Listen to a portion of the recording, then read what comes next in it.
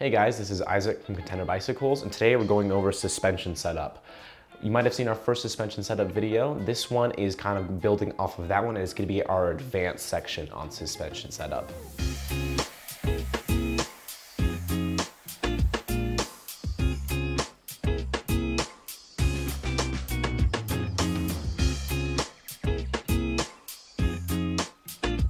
In our first video, we went over some of the basics of setting up suspension, like setting your rebound, your sag measurements, and how to measure sag, which is really the majority of the suspension setup. This one, we're going to go over a lot of the finer, more subtle details, like how your suspension changes when it gets cold outside and how temperature can affect your suspension. We'll go over what different kinds of suspension you might want to test and different kinds of way you might want to test your suspension for different kinds of trails, like rockier versus smoother trails, more fast-paced trails versus slower movement stuff, all the more subtle, finer details of suspension. So compression refers to the rate of how oil flows through the suspension. Inside of your fork, there's actually a little ring inside of there with a ton of little holes in it. And as the oil flows through that holes and kind of slows down, that is called your compression rate. And that's how the fork compresses. And that's also the same reason why it doesn't just blow through all its travel as soon as you hit a bump.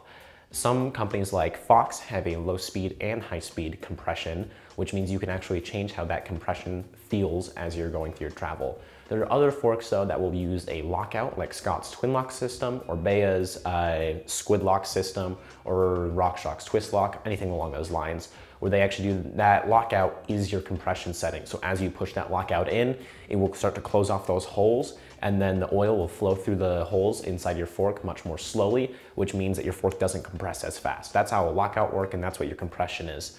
You can adjust your compression, like the high speed and low speed rebound. So let's say your low speed compression is set really, really high. That means that when you're running at a very, very low speed and pretty much in the top part of your travel, let's say you're climbing uphill or something, it's very easy to go through the stroke of your shock. So that means that you have a very plush ride off the top of your travel. And then there's things like your high speed compression, which means when you start going quite a bit faster, let's say you're descending, obviously, at a higher speed, that compression is not gonna be quite as fast. So that's great to say if you want a plush ride uphill, but then you want a more aggressive downhill without bottoming out all of your travel, you could set your low speed compression really, really soft, and then you could set your high speed compression very, very hard.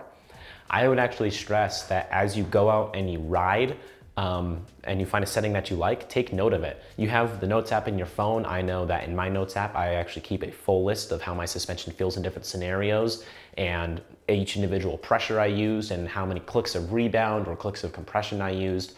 Take note of that. So let's say you went on a ride, you really, really liked how your suspension felt, write it down, know where you were sitting. So that way, let's say you service your suspension or you change your suspension for a certain weather type or scenario, you can always go back to a baseline that you really did enjoy.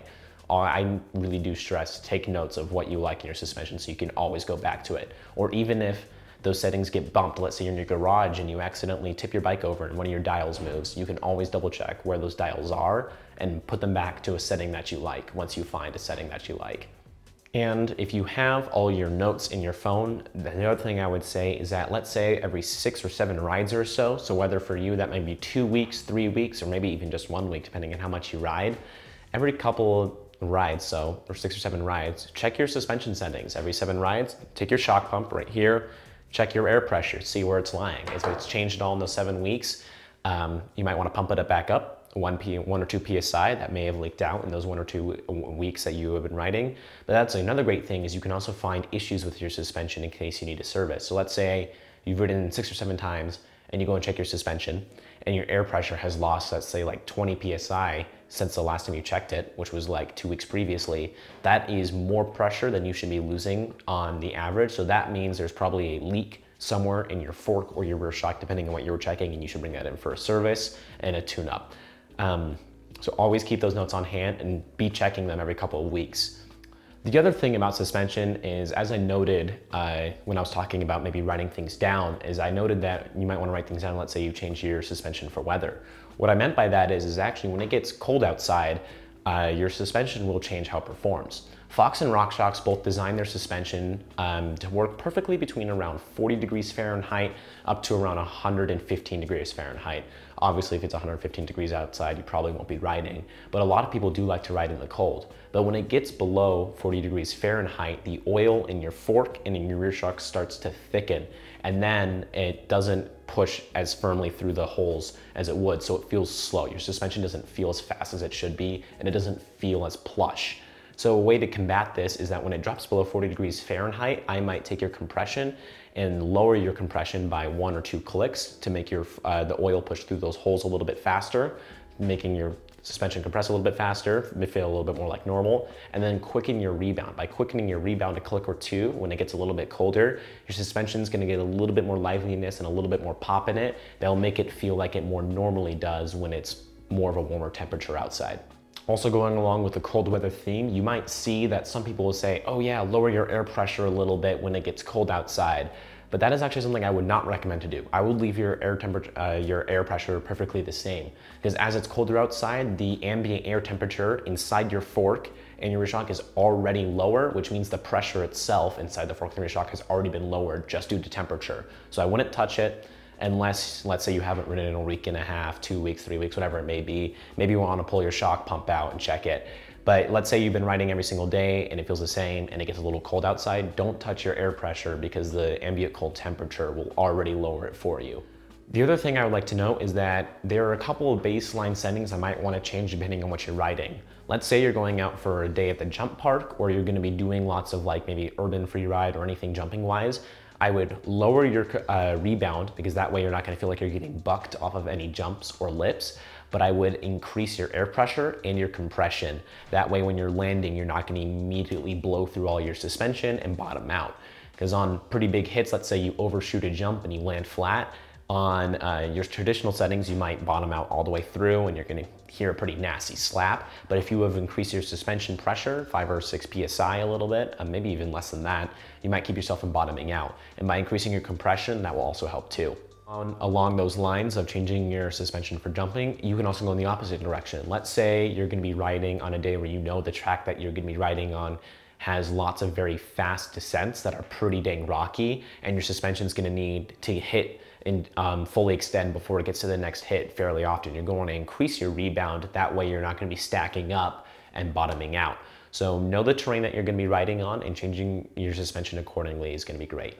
When it comes to things like rebound and compression, most of those things will have your baseline recommendations from the manufacturers that you can set, but the rest of it will normally be done on the trail. The one exception to that, however, is your rebound on your fork. You can kind of get a baseline for the rebound on your fork by actually using your body weight, pushing into your fork like this, and trying to sink it down kind of like this, and then having your fork rebound up to you. Every time you do this, right here, and your wheel stays on the ground, you can kind of keep turning up that rebound and keep increasing it. Where you know where you went too far is, let's say you do this right here, like that, and your wheel kind of jumps off the ground. That means your rebound is to set too high, and your fork's gonna start to feel like a pogo stick, and you're gonna back it off about 2 clicks. I think the last thing is that while all of this that we've gone on previously has all been something you could do at your own home, in your garage, in your workshop, or wherever you keep your bikes and your tools, and that's all great. But the best way to get your suspension feeling great is testing. Find a small loop. We have great loops here in Salt Lake City, like the Popperton Park loop up near the avenues, which is a very, very small loop where you can do like 3 or 4 laps in like 15 or 20 minutes, which is awesome. Those super, super tiny loops are a great way to get your suspension feeling great, because every time you go around the loop once, change one setting at a time, see how that setting affects your bike and see how you like it. Try and keep doing it like that. But I do have to stress, never ever change more than one setting at a time. If you start changing more than one setting, or start changing settings way too drastically, you're never gonna be able to find what you like, because you're not gonna be able to isolate what's changing, because things are changing too fast. So let's say you have your test loop and you go around it once, you're like, that felt good, and you go over here and you change your rebound like 3 or 4 clicks. Don't do that. Only change it 1 or 2 clicks at a time, and let's say in that scenario, only change your rebound. Don't change your compression, don't change your air pressure, just do it one setting at a time and only like 1 or 2 clicks at a time.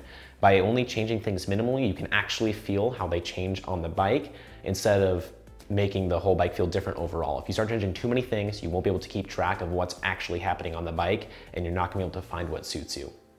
Another thing I would like to know is that maybe, let's say your test loop, like the one I mentioned in Popperton Park, That one's actually a little bit of a smoother test loop. There's not many rocks on it. It's very, very flowy. That would be a great one to learn how your bike feels in corners and traction-wise with your suspension. But might even try more than one test loop. Let's say find a small loop or a small upward and down trail that you could do that may be quite a bit rockier, or one that will affect how make your suspension compress really, really fast over and over. That would be a great one to test your high-speed compression and also test your rebound. So maybe trying different suspension settings in different kinds of terrain and finding out what you like is a great idea too. But again, as I said earlier, if you find something that you like, let's say you really like how the suspension felt at Popperton, but then you changed a click or two on a rockier trail, put that in your notes. Note that on certain kinds of terrain, you prefer your suspension to be a little bit different, like 1 or 2 clicks different in the high-speed compression when you're riding this kind of trail, or 1 click of rebound higher when you're riding this kind of trail. Those little tiny notes that you always have in your on you, let's say in your phone or maybe in a physical notepad, where you can remember those settings, and when you go out to ride, knowing where you're going to ride and changing your suspension accordingly will make every ride feel more comfortable and more fun. Well, I hope you guys learned something today, and if you have any more questions about suspension, feel free to visit us at our website, contenderbicycles.com, or stop by at our store located here in Salt Lake City or our other location in Park City.